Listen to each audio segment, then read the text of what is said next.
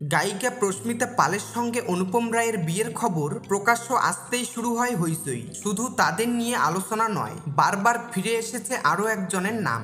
তিনি হলেন অনুপমের প্রাক্তন স্ত্রী পিয়া চক্রবর্তী।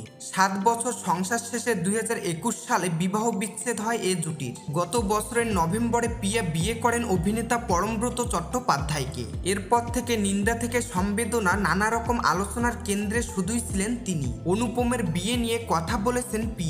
তিনি বলেন, অনুপমদের জন্য শুভকামনা রয়েছে তার মনে। অনুপম আর পিয়ার আগামী জীবন সুখের হবে এমনই আশা পিয়ার। কিন্তু অনুপমের নতুন সম্পর্কের কথা কি আগেই জানতেন প্রাক্তন স্ত্রী, নাকি তিনিও অন্য সবার মতো সোমবারই গায়কের বিয়ের খবর পেয়েছেন? এমন প্রশ্নে পিয়া জানালেন, সবটাই আগে থেকেই জানা ছিল তার। তিনি বলেন, যখন থেকে বিয়ের কথা জেনেছি তখন নিজে থেকেই শুভেচ্ছা জানিয়েছি অনুপমকে। বিয়ের দিন ঠিক হয়েছে তা আগেই জানতাম। অনুপমের হবু স্ত্রী প্রস্মিতা পালের সঙ্গেও আলাপ হয়েছে। তিনি বলেন, আগে থেকেই জানি তাদের কথা, আমরা সকলেই সকলের চেনা। কদিন আগেই পিয়া চক্রবর্তীর সঙ্গে যখন পরমব্রতর বিয়ে হয় তখন কটাক্ষের রেশ ওঠে। পরমকে তখন দেওয়া হয়েছিল বৌসুত তকমা। এবার অনুপমের বিয়ে নিয়ে পরম বলেন, দুজন মানুষ ভালোবেসে একসঙ্গে থাকতে চাইছে, এটা সবসময়ই আনন্দের খবর। অনেক শুভেচ্ছা অনুপম ও প্রস্মিতাকে।